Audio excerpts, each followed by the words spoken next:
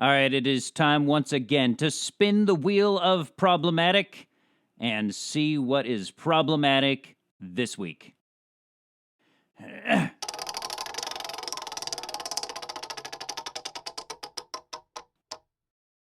right. According to the wheel of problematic, weight loss is problematic.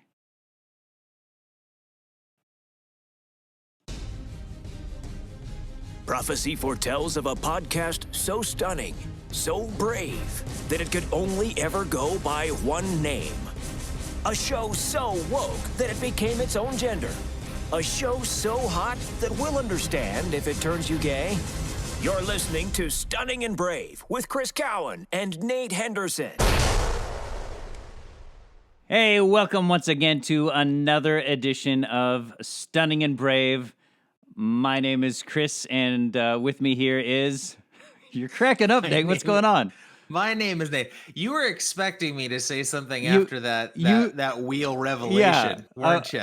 Yeah.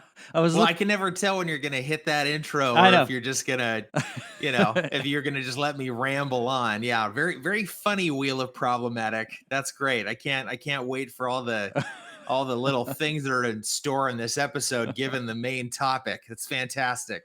You see, you seem like you have a chip on your shoulder about this topic. My problem is I've had too many chips on my shoulder. What is your problem? Or not in your shoulder, in your belly? Is that... Not in your shoulder, in my stomach. No. Anyway, hey, welcome everyone. Welcome to the show. That was a little bit of a game of chicken at the beginning. There, it's just like I was looking at you. You looked like you had something to say, so I was like, "Wait, I don't want to interrupt you with the." I had something ready, but look, man, I've already stepped on that intro like once or twice at least, and I don't want to step on it again. All right. Well, what now? You can say what you were going to say. What were we going to say? No, I was literally going to say thanks a lot, Wheel of Problematic. Looking forward to it. I don't choose the topics. The Wheel of Problem. It's always random. Every single week. Don't. It's just as random as at the casinos. We never question the wheel. We never do. Don't question the wheel of problematic. The wheel knows. The wheel. It is in touch with the woke society. Yeah. The wheel will figure out. The wheel will figure out a way to get me canceled if I start questioning it. So that's right. I don't want that. Don't let it happen to you. But we are Chris and Nate. This is Stunning and Brave, as you've probably picked up by now. Because there were a lot of tells. Before I just pointed it out, there were kind of a lot of clues on your path to hearing my voice that should have kind of indicated that's what you're listening to right now. 99% chance you didn't arrive here by surprise. Right. This isn't generally what am I? What? It's not like you just flipped on the radio and you're just like, oh, there's a handsome sounding gentleman. Let's see what I have no idea what show this is. No, you clicked. I want to listen to their melodic voices. You clicked a link somewhere that told you this is Stunning and Brave. You made a conscious decision. Yeah. So at this point, it's all on you. Really is. From this point on, you're a party to this. You're culpable. Yeah. If anybody, you've got nobody to blame but yourself, really. Yeah, you are. You're in league with us as it goes. So, we've got a great show planned, right? Totally. Heck yeah. Are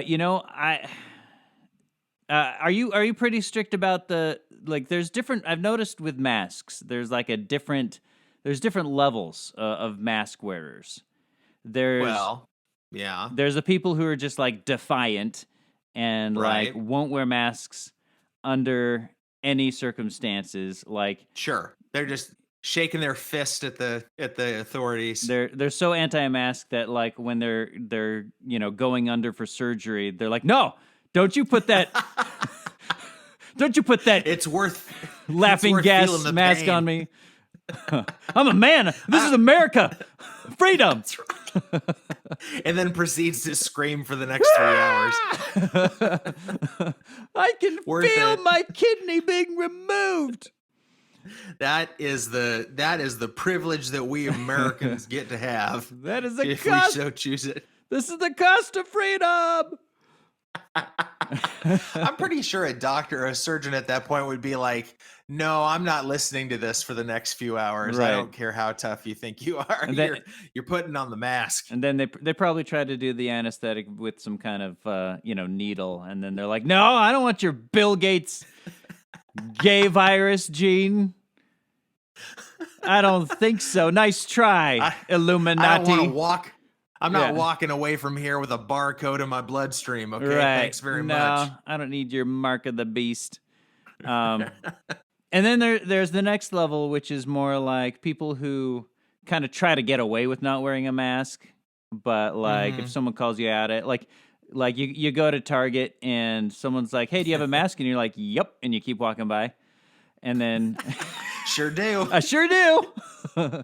At home. And never used it. And I'm gonna put it on eventually. Yeah. I'm saving it for the next. What's that movie where like one day a year everybody's allowed to go crazy? The Purge. The Purge. I'm saving it for the next Purge. I'm saving it for Purge night. Okay. Yeah. Don't want to bring it out too soon. But then if they really pressure that person, then that person like will, all right, I'll wear a mask. Right. Just until I can get over to the Starbucks and like order a drink. And then I can just carry that drink around Target the whole time. No, I'm drinking. I'm drinking. Drinks instead of masks. It's a swap kind of, I don't know why, but you're not contagious anymore at that point. Oh, man. And that's what matters. And then there's the people who are just like mask on every time, just super on it. Yeah. I think there's probably like one more level, maybe not. Like, what's that? Because like the level you described was, they'll fake wearing a mask or something. Oh yeah. And then the next step up is, yes, people will wear a mask. Like they'll wear them in all the stores. They'll wear them, but they can't wait to rip it off in their car. Let's just say when they're by themselves. That's level 3, and then level 4. Yeah. Level 4 is like masks on. You're wearing them as you drive. You're making your poor kids wear them all the time. You wear them in your house if somebody, has a cold. That's level 4. And you're wearing 2 of them and judging anyone who's only wearing 1. Right. Yeah. No, you've taken the advice of tripling up, and you've got triple bands.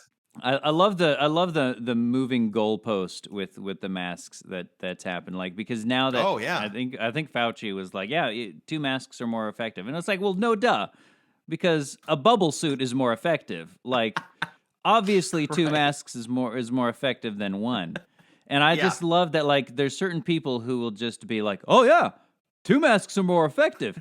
Everybody needs to be wearing 2 masks. Hey, you're not wearing 2 masks. You're only wearing 1 mask. He's not a 2-masker. Are you trying to kill my grandma with your 1 mask? What is wrong with you? Yes, You're I Hitler. am. Where is she? Yeah. Where is she? I actually, not your grandma. I want to go back in time and just kill you before you. Okay, no, that's terrible. You're gonna go dark, aren't you? I was gonna go super dark. I can't do that. I can't do it. I love everybody, even the psychos. So where do you fall right? Where do you fall right now? I'm somewhere between the tries to get past the Target guy without without getting caught, and the person who just kind of just obeys pretty much every time. But I definitely you're somewhere in between that. Depends on your day. Well, it depends on my day, and also like how accessible is that Starbucks? Because I mean, I'm looking for an excuse for some coffee, anyways, pretty much at any time. And the fact that coffee, automatically builds immunity against COVID, it automatically protects me just as well as a mask. I'm all about that. So I just carry that around Starbucks or carry that around Target. Because let's get real here, guys. I'm just a white middle class dude, family guy. I don't shop anywhere that isn't Target. So I just well said and true. It's untrue. Right. That's the only place. That's the only place I know of. I've tried going other places, and I just get confused. I went to. You get confused. I get confused. I'm like, wait. I get lost and scared. Barely make my way out. No, I literally. While I was in Texas, I tried to check out like some. I don't know. There was a. There were some like clothing shops. It was an outlet mall, which I don't know if I've ever been to an outlet mall. Like maybe. What? An outlet You've mall. never been to an outlet mall? Maybe one time. Yeah. You never grew up in my hometown. No, I guess not. There was outlet malls all over the place starting in the 90s. Oh yeah. Yeah. No, so I went to like a couple clothing stores that I just haven't been to in years because I don't go to malls, especially not since COVID. But I don't like go clothes shopping at malls unless I'm like, being dragged along by my wife. Right. And I just I entered like a couple stores. I don't even remember their names. I did go into Levi's. If it was Texas, it was probably Target Practice. Am I right? right? Oh yeah. Because they like guns. No. Yeah. Okay. Yeah. I picked up on that joke. Oh, good. Yeah. Oh, I didn't need to explain the joke. Yeah. No, but I tried a couple different clothing stores, and I got confused. I didn't know where do I start. Like where what do I do? What do I do? You got confused and bewildered. I got overwhelmed. I'm like, there were so many different stores. I'm like, I don't know which one is closest to my style because my style is, what does Target have? Oh, there it is. No, man, you missed out, Cowan, because the whole idea is that you go to, 50 different stores that each specialize in one thing. And at each place, you can pay like a 200% markup on each item. So you can really make a day of it. It's great. That's true. Yeah, because I tried on a shirt at Levi's. I did try on a shirt at Levi's. And I was like, I kind of like this. But it's literally twice as much what I would buy a shirt for at Target. And I don't know if I like it. And so I didn't buy it. And I just walked out. So you just didn't buy it. I just didn't do it. Such is the debacle that you face. I need to just stay in my lane, Just stay. Don't try to get creative. It's just going to lead to confusion and chaos. Yeah, don't try to explore other fashion options, Chris. You need to just stay in your lane. It's funny because I have brothers who are super Your brothers are pretty fashionable, right? They have a style. I don't I see pictures of them. I'm like, man, where did he get that outfit? That's pretty cool. Yeah, one of them is cowboy pirate style, and the other is cowboy pirate. Yeah, that's how I describe one of my brothers. Not cowboy pirate, but he's a cowboy pirate, half cowboy, half 1920s style. With the just kind of the classic white t-shirt and maybe some suspenders, but boots and jeans and a Newsies cap. And then, I've got another brother who I might describe as he's the musician. And so obviously he's got to have style because he can't be a musician and look You got to have kind of an eclectic taste there. Yeah. And so I describe him as kind of 1970s uncle. And I'm not even 1970s uncle? What exactly is that? Is that look? I don't even know. But with the like a plaid shirt and a creepy leer, what's orange uncle? And brown and and just sweater and bell vests bottoms, and obviously. Yeah, and cool colored glasses and that kind of thing. And I've never had much of a style. I don't know. I'm like, look, dude, those are clothes. That my works. style has always been picked out for me. Thankfully, I married someone who's got a very good sense of style. Otherwise, I would still be wearing horrible salmon colored shorts and a pink polo or something. I'm just terribleness. But you see, But thankfully, I have my own personal shopper. I'm very blessed in that regard. So that's good. And see, there's the best part about that is because you never had like a style experimentation phase. Because that's no. My style's always been like, hey, that shirt is green. Those shorts are khaki. All right, I'm good. I'm like, do stripes go with plaid? Let's find out. Let's give it a whirl. Let's roll the dice. Let's roll them dice. I had those fashion dice. No, see, I had a style experimentation phase. I experimented in college, and oh, you mean with fashion? Yeah, gotcha. Yeah, that too. And and it wasn't good. It wasn't good. It was. Let's really, just say it was really bad. It's a miracle that somebody married you.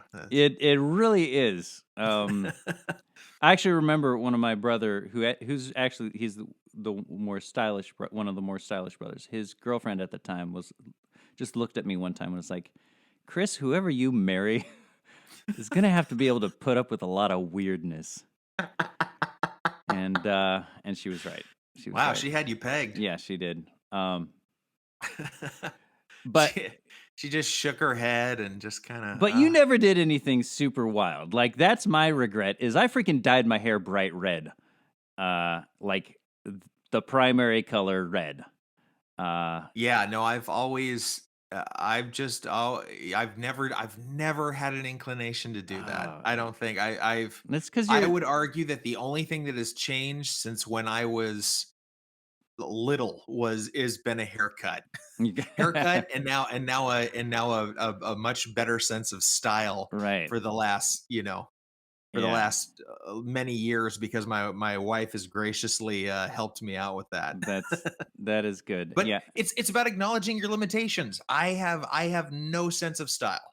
So I will gladly admit that I need somebody to make it happen for me. Right. So that's what I needed too, because oh lordy, I had some terrible see, and then you don't have to go back and look at your photos and be like, wow, I was trying way too hard. Like I look back at photos from like my teenage years or like right out of high school, and I'm like, holy crap, I just want to like go back and smack that dude, because what the heck was he wearing, and why did he dye his hair that way? Look, photos of before I met Megan, they're not good photos. They're not photos I look on with pride, with the bowl cut and the faint mustache and the faint mustache forming. Right, but you met her when you were a teenager, so I did. So I had coverage from that point on. Yeah, I consider myself lucky. I didn't have a whole experimental in fashion phase during college. Yeah, see, I had like my girlfriend dumped me like right not long after graduation, during the summer after graduation. Aww. And so then I had like this time period where I had nobody to like shake me and be like, no, you don't have style.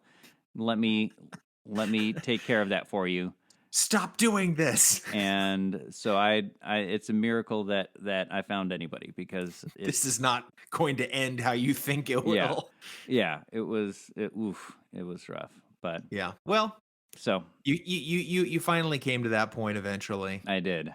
Yeah. And so that's all that matters. If you were still doing mix and match at your leisure. Right. We'd be friends, but I'd feel bad. I'd feel bad for you. Yeah.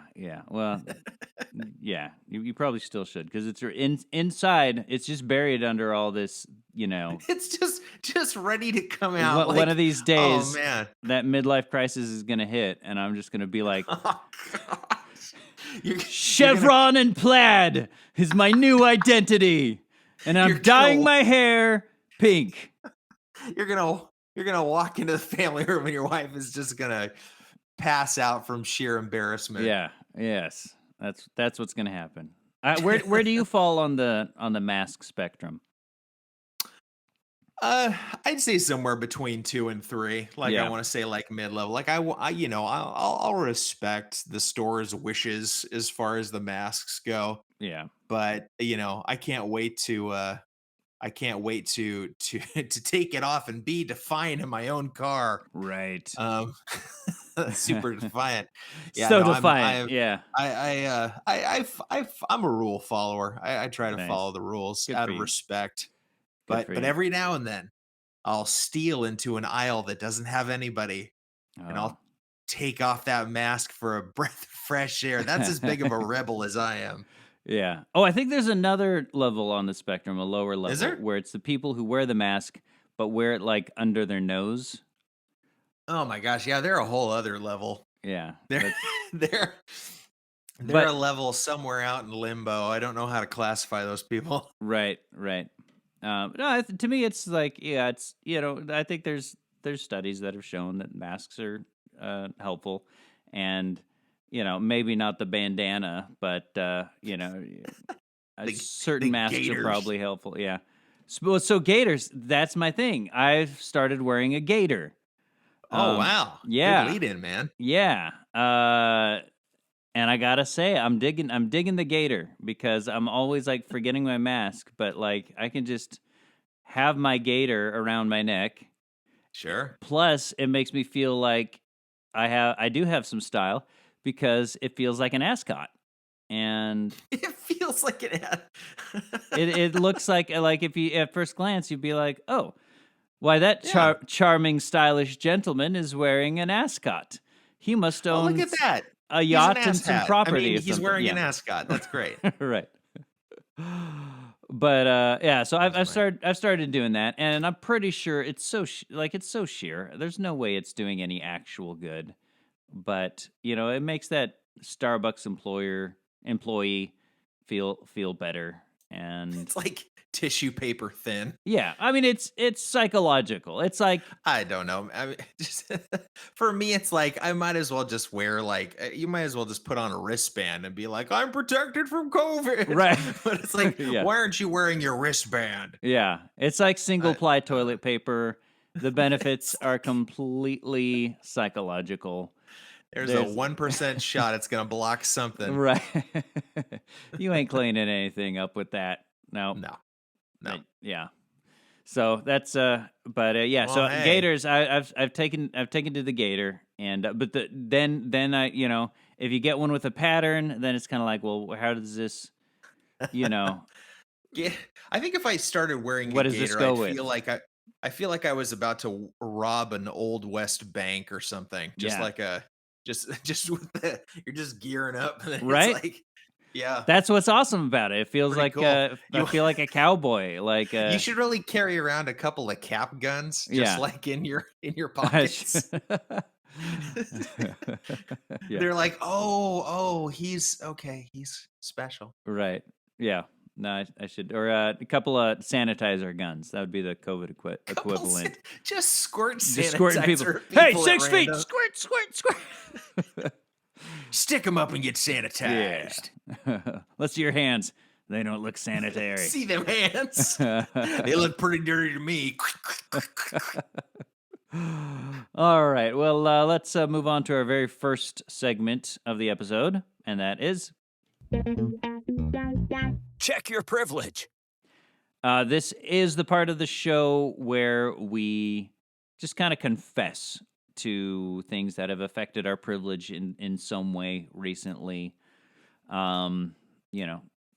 Just as we are very privileged. Just anyone who lives in the USA is automatically privileged. You're automatically a 1%er because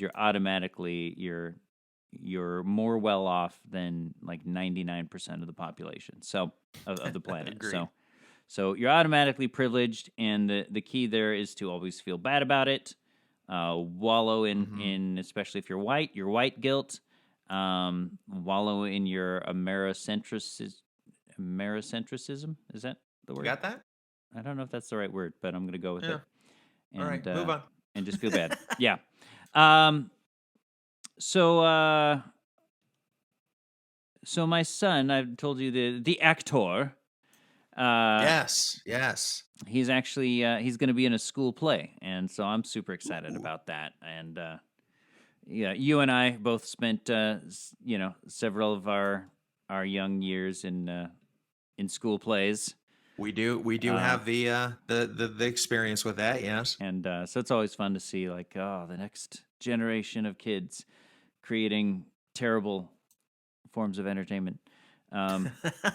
Jeez. But I don't know what you're cute. talking about. There is nothing more amazing than a school performance. Right. There's nothing more quality, more choice. So he's super excited to be in the play. I don't think he has any speaking roles, but he does have some fairly important parts in the play. And is he part of the chorus? The chorus, or maybe not a musical. No. I don't understand why anyone does musicals for grade schoolers, but it happens. So, You're like, but then there are people that have no common sense, right? No, but it's he's doing Clue, and which dude, is, like, as in, like, based on the 80s movie, Christopher Lloyd. Dude, you've got to be kidding me. My wife, like, that's like one of her all-time favorite movies. Oh, really? Yeah. She has it memorized. Like, it's really?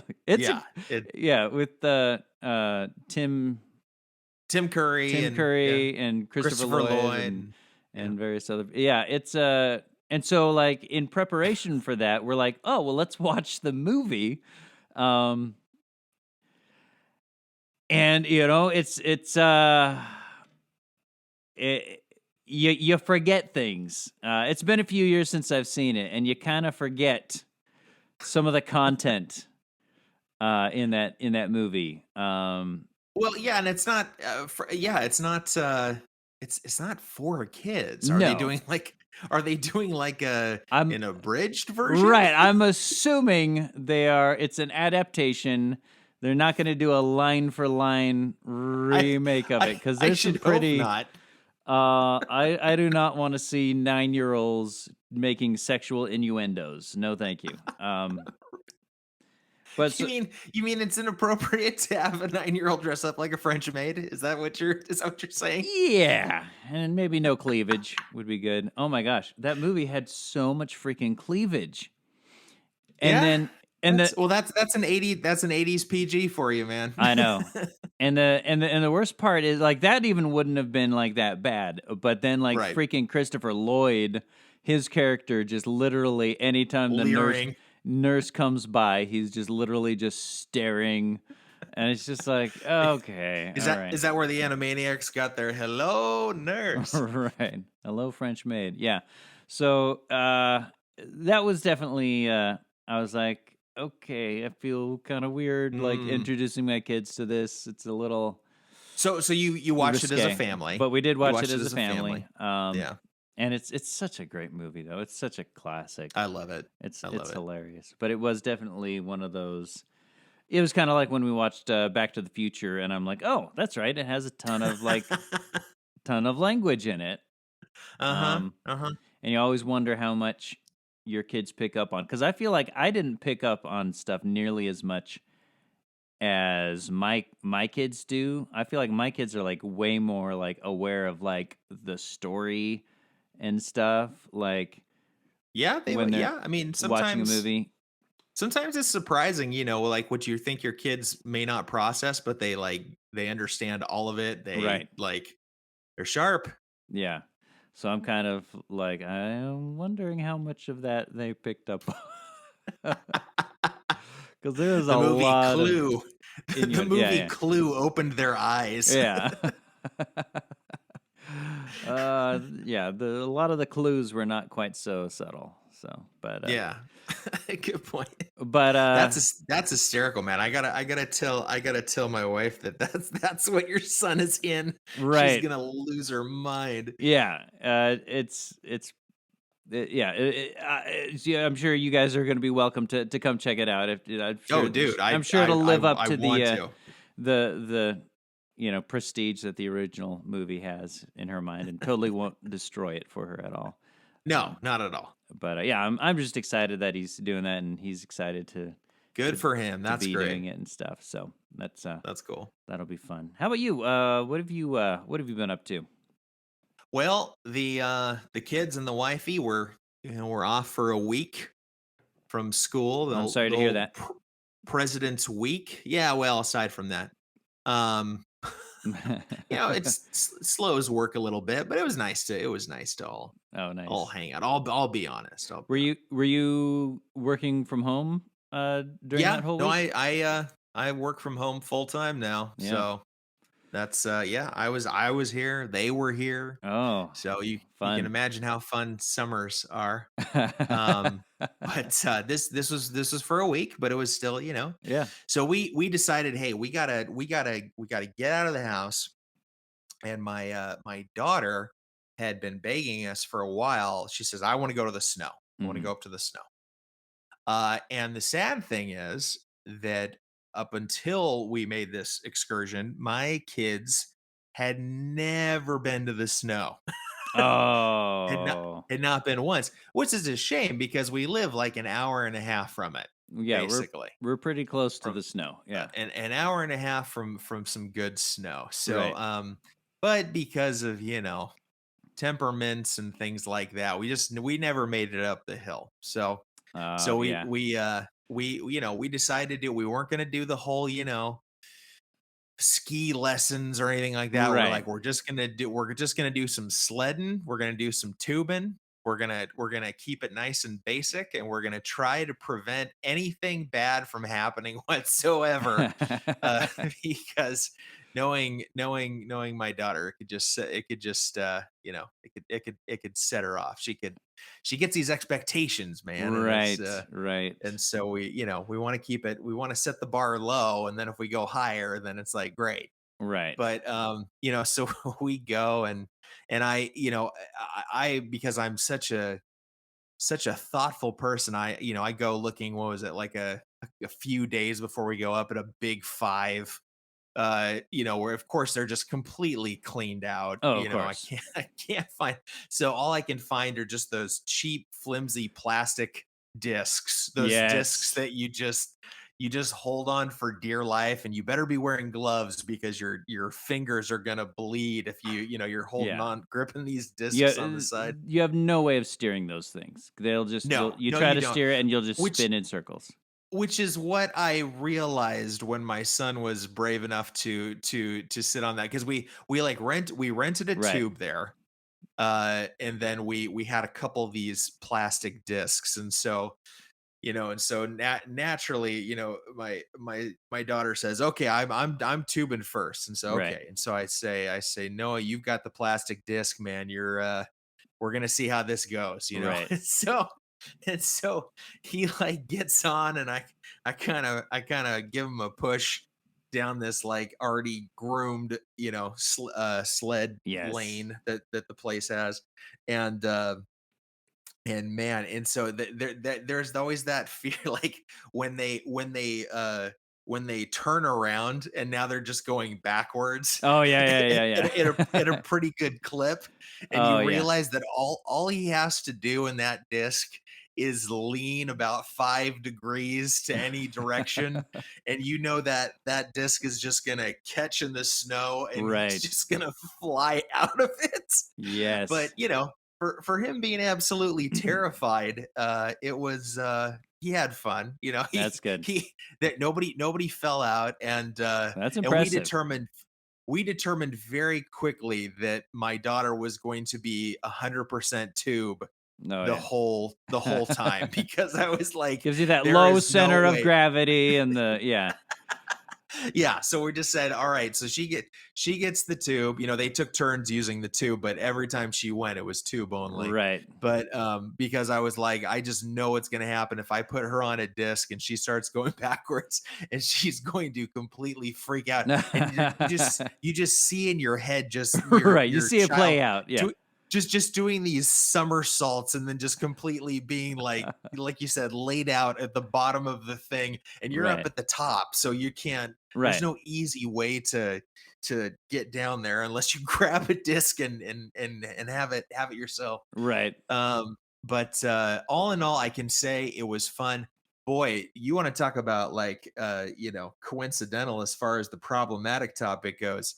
Man, when I was trudging up the hill in snow, it wasn't Oh. even like a steep it wasn't even like a steep incline, but the fact that my shoes were catching and it felt like I was walking in like sand. Oh Dude, by yeah. the time I got to the top of the hill, man, my lungs were burning so bad. I was like, oh, so this is what just being indoors all day, every day with COVID Right. has generated. It's the fact that I just am not used to this thing called exercise Right. whatsoever.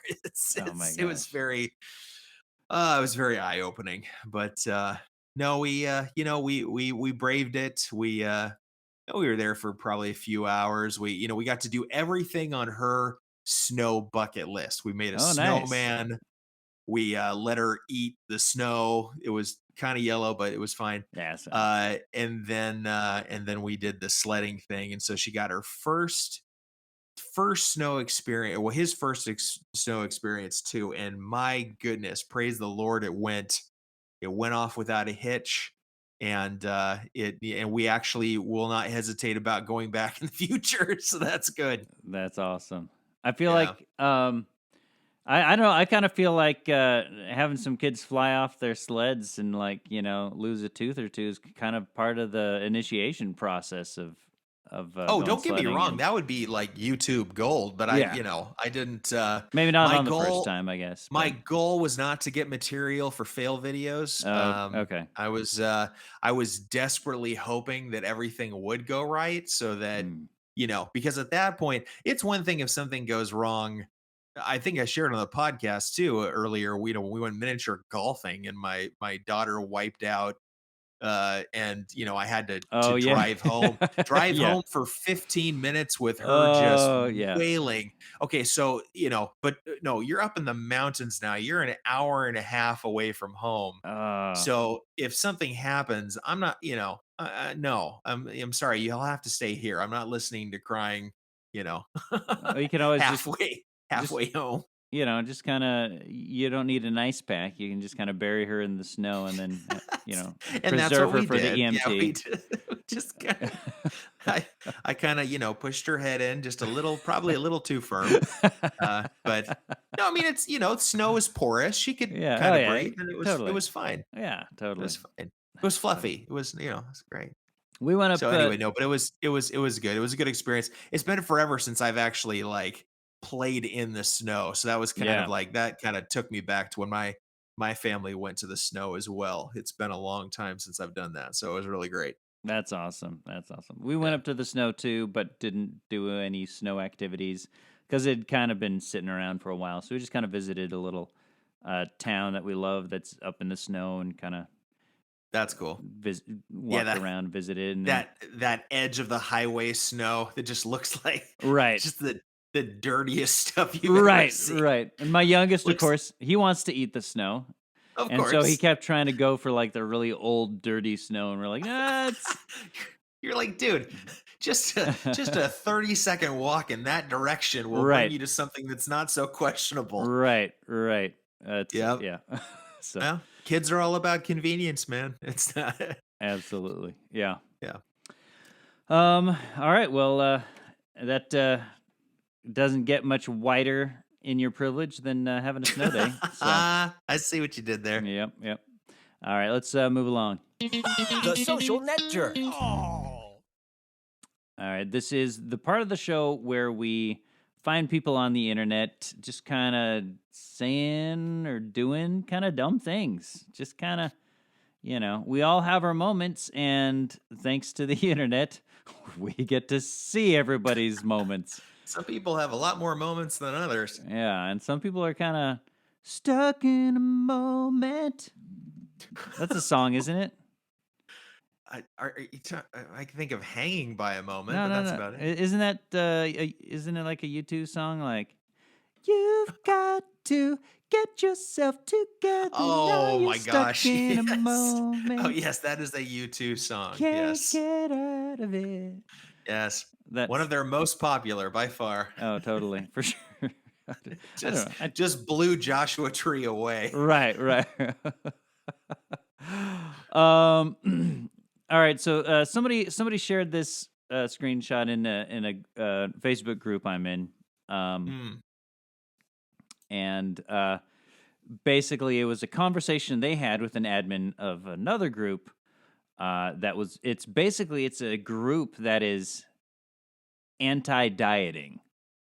Is the Facebook group is just I think it's probably called Diets Don't Work or something like that. Just really straight to the point. Yeah. And so this person shared that they were like, yeah, diets in general haven't really worked for me, but a number of combined health kind of changes really helped me to lose weight, and I was successful in losing weight. And so we're kind of entering in the middle of their conversation. But basically, it turns out that when they talk about, diets don't work, what they really mean is any weight loss is bad. So here's kind of... So they're taking it to the other extreme. They're like, nope, can't lose pounds. So they got basically in trouble with the admin for suggesting that they had tried a combination of lifestyle changes that had resulted in weight loss. And they're saying... They got in trouble with the admin for that? Yeah. Oh, yeah. Hold on. Power tripping admin. And that's why this conversation is happening. So they're trying to get clarification from the Facebook group admin. They're like, okay, I guess I was confused on the definition of diet. This is what they say. So just to make sure I'm on the same page, for the purpose of this group, is a diet just synonymous with any weight loss, even if it wasn't through an actual diet or program? And the admin says, you restricted, saying like what you did to lose weight was you restricted yourself. So beware, it's likely to come back, and who knows what damage you did to your non-existent metabolism. Restrictions treat the body as starvation. Even a slight decrease in calories, the body will think you're starving, and it is in famine. So never, ever, decrease your calorie intake, because then your body will think it's starving, even the slightest decrease. Yeah. Done and done. And then here's the kicker. This is the admin of this group. Any intentional weight loss is bad, whether it is part of a formal diet or lifestyle change or wellness program. It doesn't matter what you call it. What? Any intentional weight loss is bad. What? Yeah. I don't understand. What? This is so, and then the first person is like, well, I have to say I've had a multitude of tests done since my weight loss, and my health has actually improved significantly. Imagine that. Basically, I was going to die if I didn't lose, so now I have a second chance at life. And this person is trying to say, no, my gosh, any attempt at weight loss is just bad. So, okay. So you have to not think about what you're putting into your body. You have to just kind of keep living life like you have been, right, that has gotten you to this point. Right. And the only way it's legitimate weight loss is if you just somehow start losing weight doing the same things you've always done. Is that what I'm hearing? Right. And it's never something you should strive for. Yeah. That's called a major disease, and you should probably get that checked out if that's the case. If I'm eating my same regimen that I've been doing for years and I start dropping weight like crazy unintentionally, that's something to talk to a doctor about. That's not wow. But that's the only legitimate way though. That's called tapeworms. Okay. So I'll keep eating what I'm eating, and I'll just take up smoking like a chimney. Yeah. And then maybe after a while I'll start having some inexplainable weight loss. My goodness. Yeah. And this is kind of there's this movement. So there's the fat acceptance movement, which is just like accept people how they are of all body types and whatever, you know. And if people are overweight, maybe that's not healthy, but you know, that's just where they're at, or that's, you know, that's their choice, that kind of thing. But then there's another part that takes it to an extreme. And that's the part where they're like, no, being overweight isn't even a health issue ever. Right. If you're 600 pounds, you're beautiful. And don't let anyone tell you you're unhealthy. Don't you dare try to lose that weight. That's right. That's actually a thing that some warped people seem to think is just this. Yeah, don't you dare decrease your calories even a little bit. Yeah. Well, they're the producers for TLC. Right, so right. They're like, we kind of need some more people for my 600-pound life. Need some more candidates. Yeah. Oh man, we're running Send out. Send in those photos. Yeah.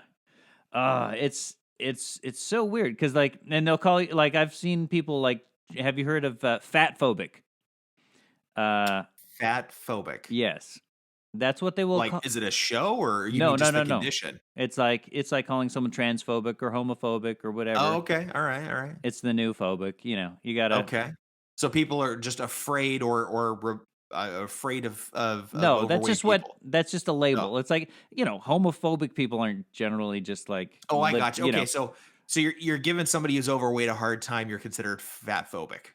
Yeah, or if you like, even not even giving someone a hard time. If you are just advocating for healthier lifestyles. For healthier lifestyle. Yeah. You, sir, are fatphobic. You're fatphobic. If you think that let's play a phobia game. Right. If you think that... How easy is it to play? You pick a single topic and then you just choose the opposite and add phobia behind it. Yeah, exactly. And then now all of a sudden you are that phobic. Yeah, that's totally what we do now. That's our... What the heck? That's our culture, is just throw any word and add phobic, and then you're basically able to turn someone into a monster.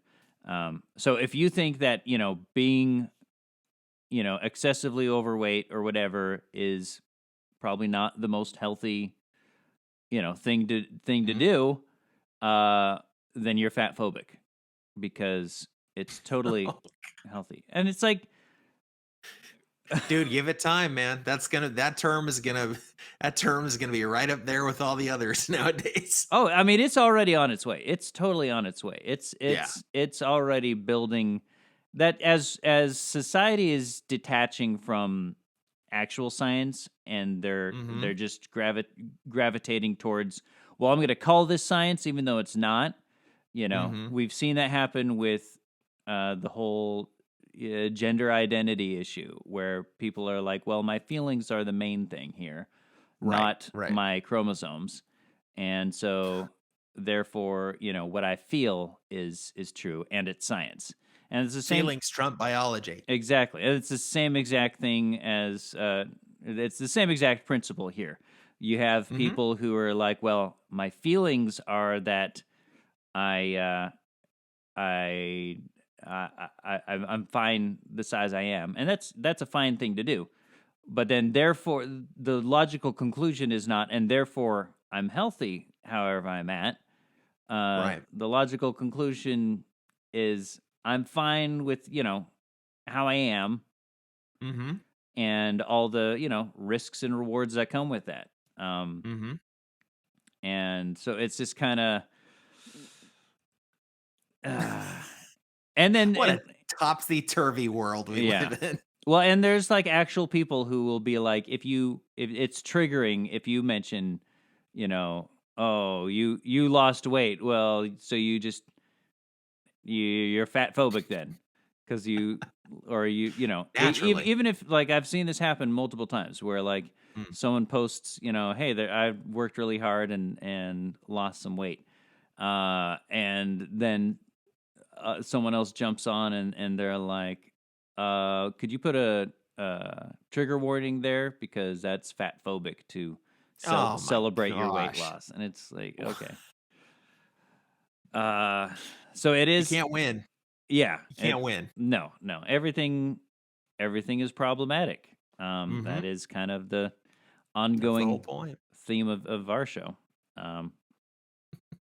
So that's that is definitely. So just keep your finger on the pulse of the fatphobic movement.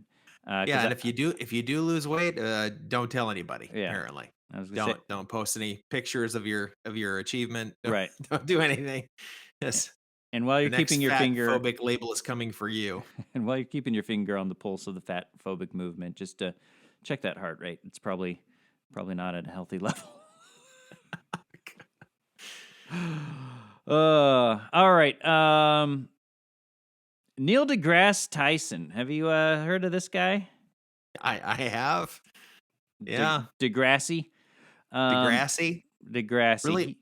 Really flattering picture you found of him on this quote too. I don't know. That's just the photo that came with the quote. No, I know. I'm not choosing it. Somebody else shared it.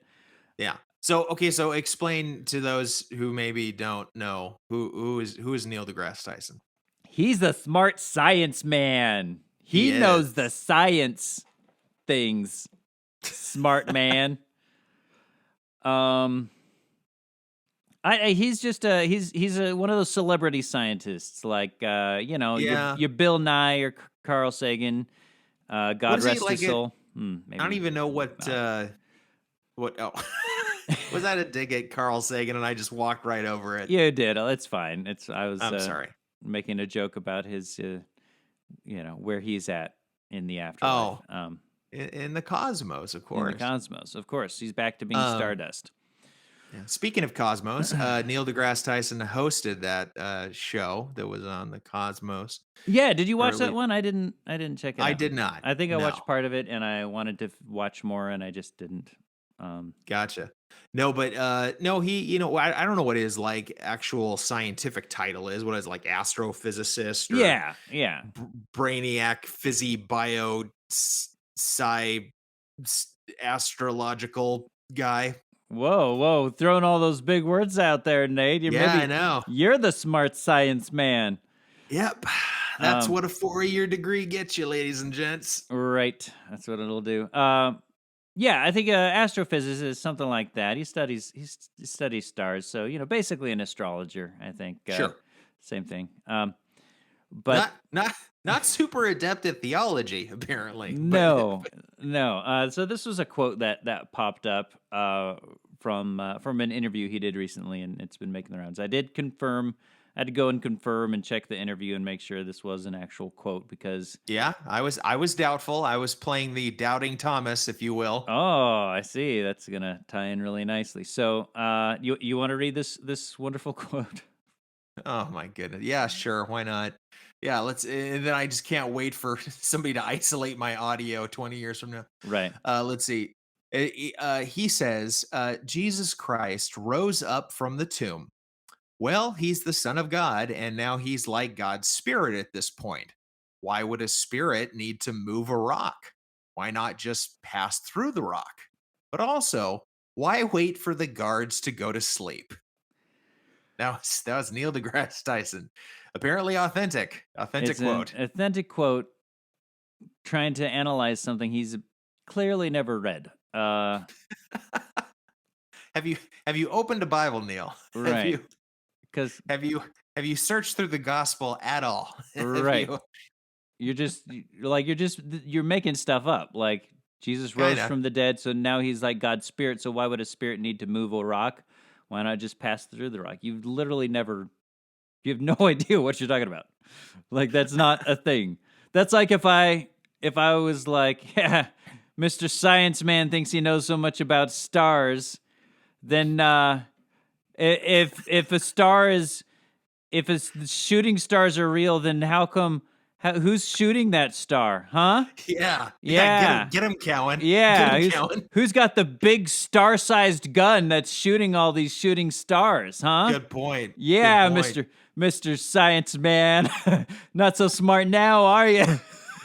Can't find a star cannon at Walmart, can I, Neil? Yeah. Hey, Mr. Science Man, if the Earth moves around the sun, how come we call it a sunset, Huh? And a sunrise. Huh? Ooh. Huh? It's got you there, Neil. Take that, Mr. Science Man. See, so your point is we don't dabble in Neil's expertise. Right. we don't dabble in his knowledge. So it's always humorous when somebody tries to take a literal approach to some of this stuff from the Bible. And he's a charming, guy. He's one of those, science celebrities and all that. And he's super big on Twitter and stuff. But I think what happens sometimes is when you become just this amazing expert in one field, you start to think that your expertise in that field translates into all other fields. Mm-hmm. And that's when you start saying stupid things.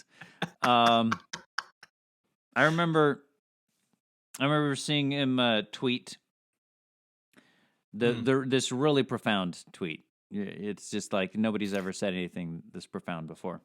You're being serious. So serious right now. It was what he said was, it seems to me that common sense is not quite so common. Oh. I was like, oh, wow. So that was boom, mic drop. Nobody's ever said that before. You better slap that on a bumper sticker and patent that, Neil. Yeah, patent that quick, trademark that sucker. Because that is an original thought right there. That's what that is. Oh, wow. Oh, haven't seen that on a fortune cookie wrapper. No, that was haven't heard every boomer ever say that. But I'm starting to think common sense isn't quite so common. Let me polish my gun here and vote for Trump. That's amazing, Haas. That's the first time I've heard this in 1973. Right. He had this other thing where he tweeted out that what was it? It was that nothing should be, or every law should be passed based only if it can be backed up with science. Or no, it was that anything that can be backed up with science should be what guides the law. Which is a stupid, and actually, if you actually think through that, that's a freaking scary thought. Because science does not dictate morality. It does not dictate legality, because freaking eugenics can be backed up by scientific data. Yes, it can. You can breed you can breed animals. You can breed dogs are proof that eugenics as a scientific concept is scientifically, there's evidence for it. But morally, it is horrific. Reprehensible. Yeah. And you can scientifically prove pretty much anything. You can scientifically prove that if we put everybody in bubble suits and lock them in a 12 by 12 room, they'll be safer. But morally and in terms of freedom and legality, that is an absolutely horrendous thought.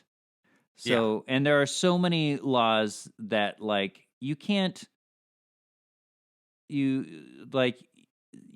prove that scientifically that a lot of the laws we have are good, because you can't prove scientifically that murder is bad. You can prove that murder might have an effect on the population of people. You can prove scientifically... might have an effect on lifespan. Right. You can prove scientifically that that it could lead to disorder and chaos, but you can't scientifically prove that disorder and chaos are inherently bad things. Right. And you it's just, that's what cracks me up, is when people act like they, you're like, what's your religion or whatever, and they're like, well, science is my religion. It's no. I don't think so. Science just provides data, and then we as humans have to interpret that. I just love the people who are just there's the Neil deGrasse goons out there who are we're all stardust. We're all like, we're just on this planet. Everything's meaningless except for the meaning that we give it. And therefore, let's live life to the fullest and be kind to each other and all that. And it's like, that is not the logical conclusion of life is meaningless except for the meaning that we give it. Yeah. No, I can go and murder my neighbor because he's stardust. Right. That is the logical conclusion. I'm not stabbing a human being. I'm stabbing stardust. It's not. Yeah. And the fact that I might have, assign some moral value to people's lives and stuff is completely arbitrary because I'm stardust, they're stardust, everything's meaningless. So me assigning value to someone is no more valid than someone going on a shooting spree. And so by that logic, yeah. So the whole like science as a moral compass or as a substitute for it's all you still have to like look at the science and then come to conclusions. And right.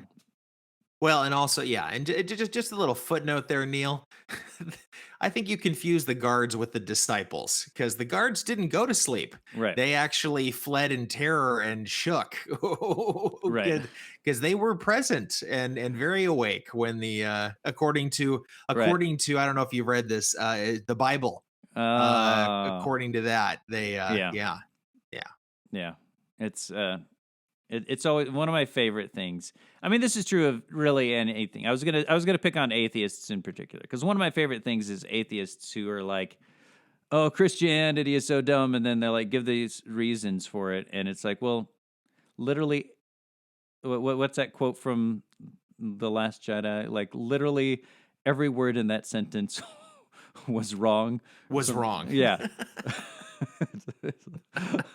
And I'm like, okay, I can see why you would think, like, if that was what you actually thought about, Christianity, I could see why you would reject it. So maybe just, take some time to learn a little bit about that. I look forward to taking my afternoon to picking this apart. Yeah. This could be fun. And replying something that you won't believe anyway. Yeah, but I that's not just atheists who do that. Everybody does that. I've done that. Everybody does that where they think they know about something. One of my one of my favorite things is people who try to so the flip side of that is young Earth creationists who try to attack evolution but don't know what it is. Because like you talk about like survival of the fittest, regardless of whether like survival of the fittest results in the process of evolution. Survival of the fittest is just a common sense principle that those who are more fit for survival are the more likely to survive.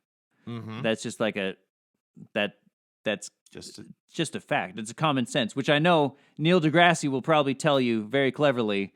It seems to him that common sense is not so common anymore, but nonetheless, like that. And then people take that principle, which is a foundational principle of the the concept of evolution, and they'll say, well, like, and that is why we have.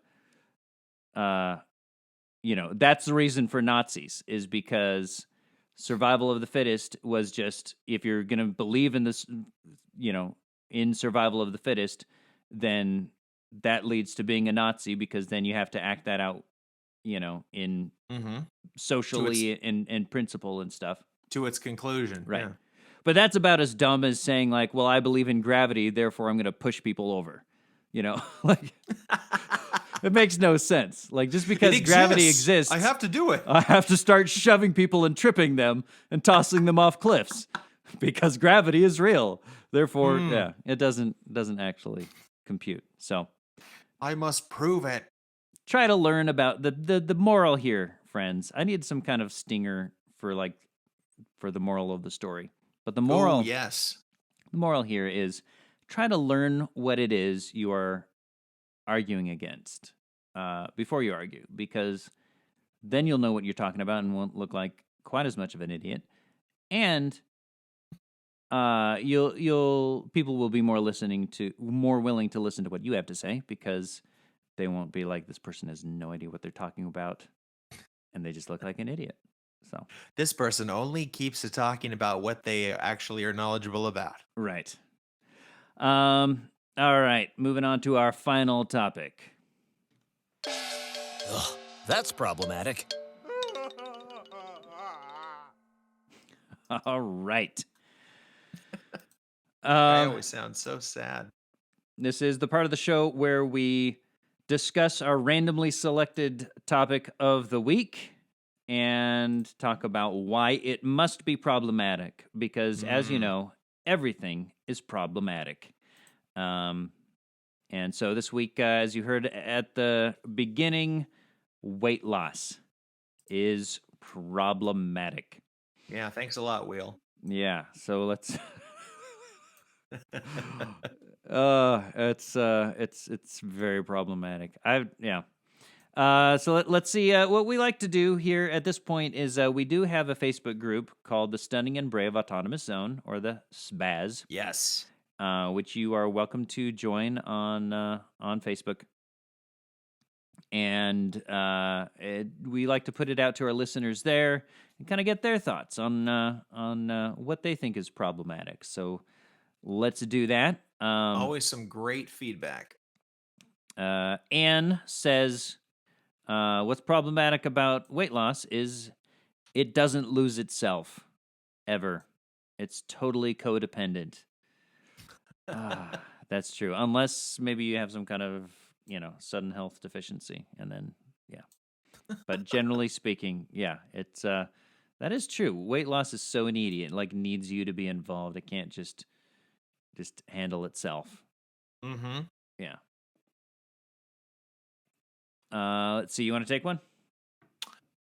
Yeah, Joseph, or Joe, as it were, says you shouldn't try to lose weight because it is an act of prejudice against anyone that has more weight than you. Yes, and that he's saying that ironically, but there are legitimately people who if you lose weight, they take it as a personal insult. Yeah, well, being anti-fat. I think we've established on this episode that there are people that may not take too kindly to it. Chris, see, here you go. It's fatphobic and just hateful. There it is. Why do you want people to feel bad about themselves? People need to just love who they are. Plus, see my rant on the last post. I missed his last post, so I don't know. But he probably said something really. Oh, because he commented on the. It's too late. I'm not looking for it. Okay. Let's see. You got one? Yeah, Andrew says if you lose a bunch of weight, you'll gain a bunch of extra skin, and that wouldn't be fair. Everyone should have equal amounts of skin covering their bodies. And Chris says, "Don't be so skin selfish, you skin 1%er." Yeah, Andrew. Come on. Quit being so skin. I've never heard that term before. That's skin selfish, and I'm going to start using it as much as I can. Sounds like the intro to a horror movie. Right. Jeremy says you have to work at it. It's anti-lazy people. Ooh. And he says, speaking as a slightly overweight guy. Hey, no judgment from us. Let's see what else we got. Bradley says the problem is that you aren't sharing your weight with others, you capitalist pig. Oh. Which is some delicious wordplay there. Yes, capitalist pig. Fits right in. Yes, that's good. Esther says, it's rude. Obviously, the only reason anyone loses weight is to make me feel like I should lose weight to be as good as they are.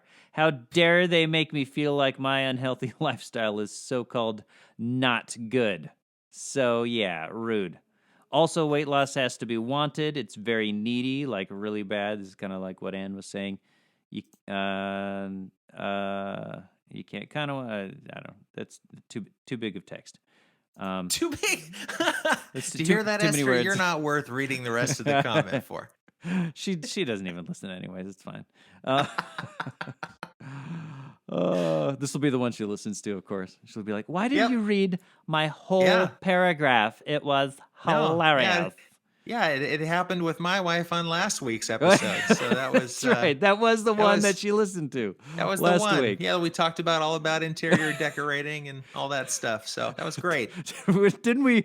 Last week we brought up the hypothetical that, like, what if she's a murderer or something that. We brought up all sorts of things, Cowan. It was great. And you know what the best part was is that she was listening to that whole conversation when I was present in the room doing work. So I got to real time see and hear her reaction through the whole thing. It was wonderful. Oh, that's great. Well, the couch is comfy there. So no, I'll make sure to point a giant neon sign to this episode so Esther can see how much you value her comment. Anyway, were there any other comments on the thread? Let's see. There were a couple other. Faith says, "I'm not a loser. I'm a winner." So don't call it weight Darn loss. right, Faith. Yeah. No one would say otherwise. And Maddie says, "Loss and gain are too close on the spectrum." I'm not sure what that means. If you think about it long enough, you'll get it. Okay. All right. I'm giving Maddie the benefit of the doubt. Yes. Because it's true. It's true. Because I feel like, man, like, I feel like even now, like 5 pounds, like I gain, like it makes a difference. Like just in terms of like, I've made a bunch of progress, but then I like go back another just 5 pounds and it totally just like, I don't know what it is, but it does something to me. So it is so rough. You're looking so blubbery nowadays. I know. I hate you so much. I hate you so very much. Hey, that's fatphobic. I'll have you know. Hey, you don't get Maddie's comment because you're not Neil deGrasse Tyson. Okay? You don't have that upper echelon level of thinking that he brings to the table. Right. I don't have that uncommon common sense that he has. But that's right. No, I think it's very day to day. It can be loss or gain is probably what she's saying. Like you can be losing one day and gaining the next, and I miss. My goal is just to be a big loser. That's what I've reserved myself to be. Perfect. I just resigned myself. There we go. I just miss sandwiches. And tacos. And burritos. I just miss anything with a crunch. Really, is what. Really, I'd give anything for a crunch. Yeah. Oh man. All right. So there you have it. Weight loss is super problematic. I always think like because I've been heavier and I haven't been skinnier than I am in a long time. I'd have to probably go back to like age 20 or something. Here comes the humble brag, everybody. No. I'm saying I'm not anywhere close to that. But I've been. I'm not. I thought you were saying I've never been any skinnier than I am right now. No. What I'm saying is I've been a lot fatter throughout my adult life. Well, at least you'll get some exercising from all the backpedaling. Yeah, and I think it's kind of cool that like I think they overdo it. I think some of the now it's hip to have like all the plus size models and all that. I think they maybe overdo it a little bit. But I don't know. I feel like if you're happy with your weight, then that's cool. Like I've been fatter and I was happy getting to eat my sandwiches. And eating tacos and drinking like multiple beers throughout the week. And I was happy doing that. And I'm happy now, even though I do miss some of those things. I'm happy with some of the weight I've lost. But I think it's when keep recording. This is the moment when Cowan realizes he's actually miserable. I'm actually miserable. I'm gonna go eat a dozen donuts after this show. I can't take it anymore. No, I think the dumbest thing is when people feel like someone else's weight is something that like affects them in any way. Like that's what's dumb is like I think that's what we've all learned on this episode. Yeah. Like just let people be where they're at, and if they lose weight, great. If they don't, great, unless it like really becomes a health concern. Then maybe, bully them a little. No, I'm kidding. I'm kidding. Bully? Oh my god! I'm kidding. You kidding. Heard it here first. You heard it here first, folks. I'm kidding. Just like you might consider intervening if someone is literally starving themselves. But other than that, let people be their skinnier fat selves. And you go, fatty. Yeah. Oh my gosh. Well, I think we talked about it on the show, where like here's the that extreme end of the spectrum is where somebody like posted an article. It was like one of those BuzzFeed style slideshows where it was like overweight ladies in their swimsuits at the beach, and it was just like photos of them. It looked like candid photos of them, and like the captions were all like, "Yes, you've got it. Don't be afraid of anything," and like you're not ashamed, and that's great, and I'm so proud of you. Put it out there, girlfriend. Which really just means that like you're basically telling them you have something to be ashamed of, because like if it was any other body type, you wouldn't be. You wouldn't be like, yes, girl, you put it out there. Like we wouldn't be having to talk it up. Right. You wouldn't be having to talk it up. And so it's just like, maybe the way to like accept people of all body types is not to start screaming in celebration every time you see one, I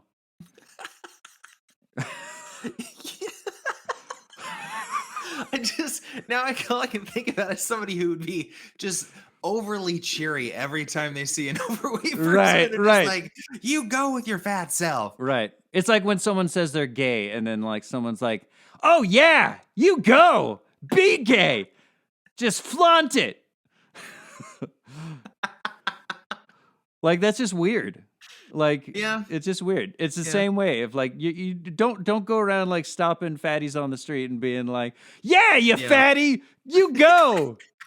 Flaunt that way. Like, don't. Just like, why don't we just treat each other like humans? I don't know. I think the rule isn't the rule you can never be more excited than the person you're complimenting. Right. when it comes to that, anyway. Right.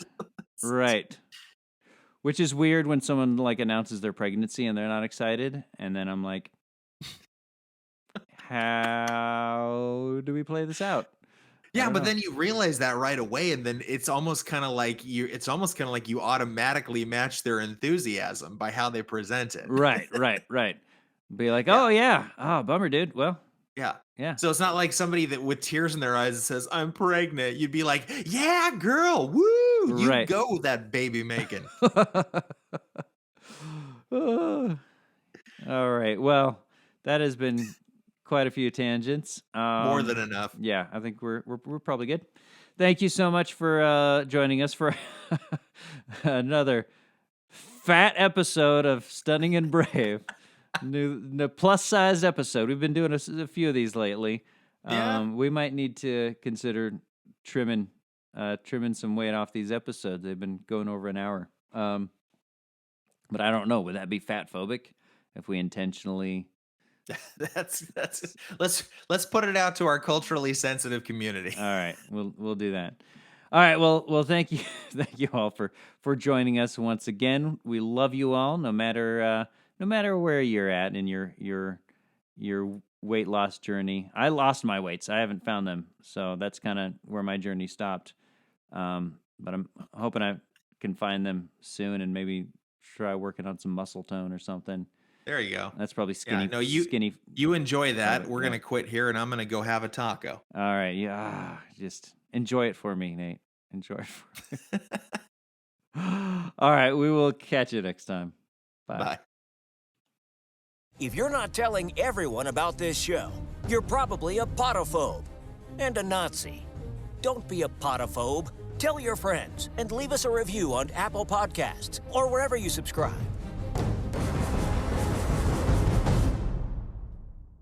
Stunning and Brave with Chris Cowan and Nate Henderson.